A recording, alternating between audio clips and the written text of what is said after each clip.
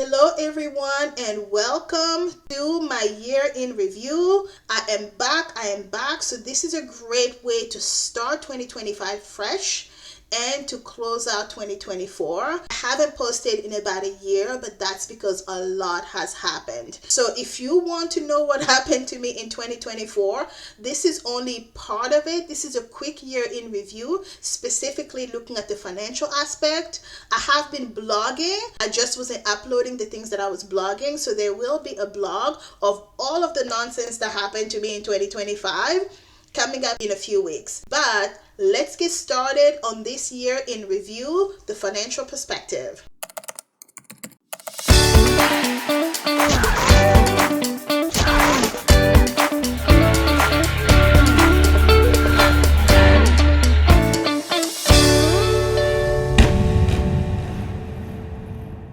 So before we get started with the full year in review looking at my finances, let me just quickly share some of the high level things that happened to me in 2024.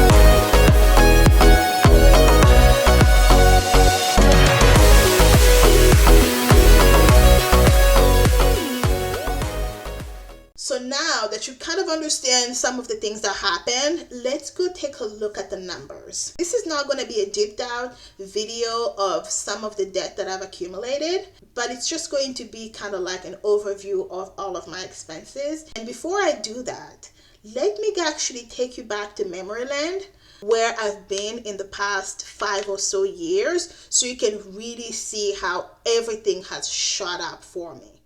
In 2024, I built this year-over-year finance tracker.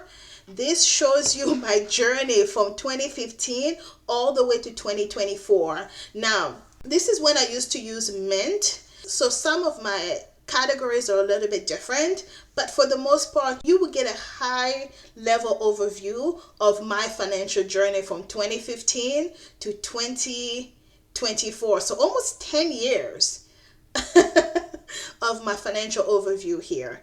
So in 2015, back then, look at my total expense, you guys, $10,000. My total income was $19,000. Now, to be really fair, I probably didn't have like all of my accounts on here, but for the most part, this truly reflected where I was in 2015. Because in 2015, I was barely making like $39,000 a year. Yes. I can't believe it. So once you took out taxes and 401ks and stuff like that, I'm not surprised that I probably only took home about $20,000. So that's where I came from, y'all. That's where I came from. And in 2016, we started seeing an improvement. We're going up, honey. So not only are we seeing an improvement in terms of expenses, but we're also seeing an improvement in terms of income. So in 2015, I got that new job. So in 2016, you see that income reflected right there. The job was paying me around like $60,000-ish, something like that. If you look over here, the categories where I saw the biggest climb was in food and dining and shopping. Oh, my Achilles heel, y'all.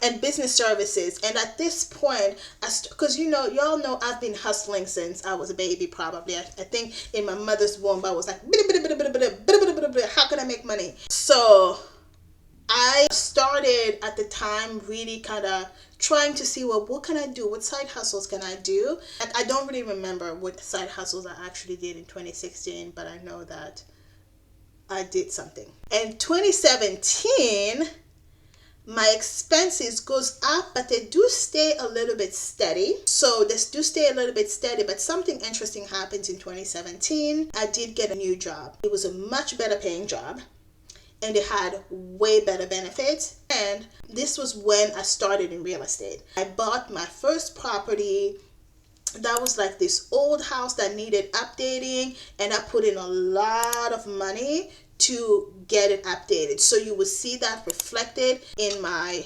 expenses. So in 2018, this is when I started taking money management very seriously. Between 2015 and 2017, I was tracking my expenses, but I didn't have all of like my credit cards and all of that stuff connected. I was just kind of like loosely looking at it because I really didn't have complex finances. Come 2017, I buy this property and I really began to pay more attention to my money. Truly, when you can say both my real estate and my true finance journey in terms of budgeting, what is now like the love of budgeting and really checking my money started. Because in 2015, I started it too. But when you don't have a lot of money and you're very financially insecure, it's very easy to kind of loosely be checking on your money. But when you start making a lot of it, you really have to be on top of it. So in 2018, I almost double my money, right? So look here, my income goes from $39,000 to $78,000. And the places that went up the most was business services. And I think that at this point, oh yes, this is when I started a beauty website side hustle. My shopping actually went down by percentage because now I became very cognizant of spending money, but my home expenses went up significantly, right? $12,000. So in 2018, because the house was a fixer-upper, I started putting a lot of money into it to fix it up. So you see that cost reflected in the homes category. In 2019, things take another interesting turn because in 2019, I buy my first investment property. So now I go from just having one house to now having two homes and really started feeling like, yeah, I'm an investor. And you see that kind of reflected in my income because I went from $78,000 to $98,000,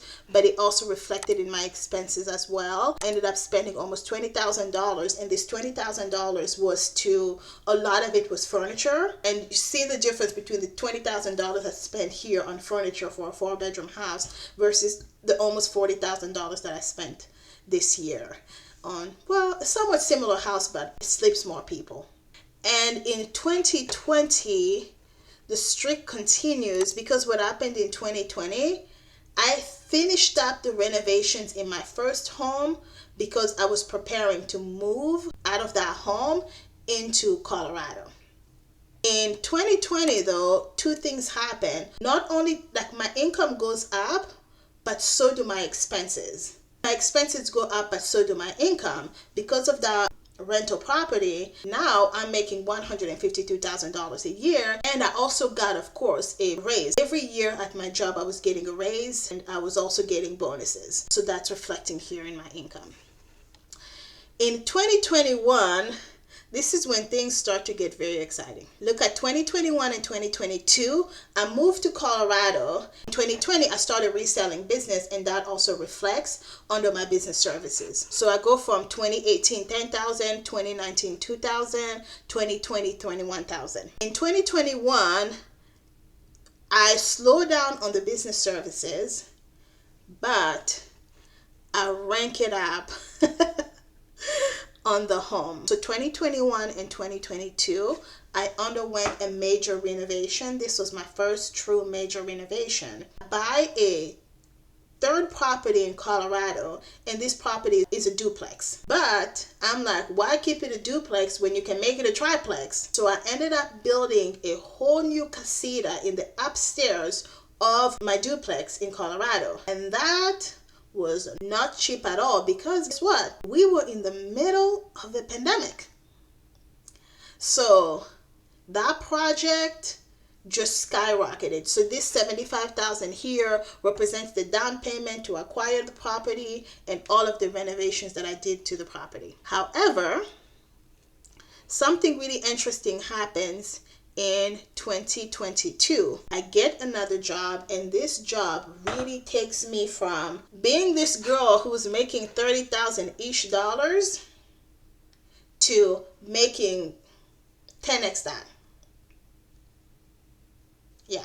I went from working in a laboratory to completely switching gears to moving into sales. And the good thing about sales is if you work hard, you can really see the return of that investment. And so with that, not only do I have a lot coming in terms of rental income, like I shouldn't say that I 10x my money, but I probably like 6 to 7x the money, depending on bonuses and stuff like that. In 2022, I really start to get, now I went from 3 to 5 properties that are bringing me some sort of rental income, but I also have more expenses because anytime you start a new business and real estate, especially the way I was doing it as a business, you incur a lot of cost. So even though I made $382,000, I also spent about $215,000. Fast forward 2023, and this is an interesting year because this is the year I took my financial journey skyrocketed. I started really tracking my money on a weekly basis, and this is when I also started this YouTube channel. So 2023, this is not accurate because I think this is only until Q3. I don't think this is accurate. 172. Yeah.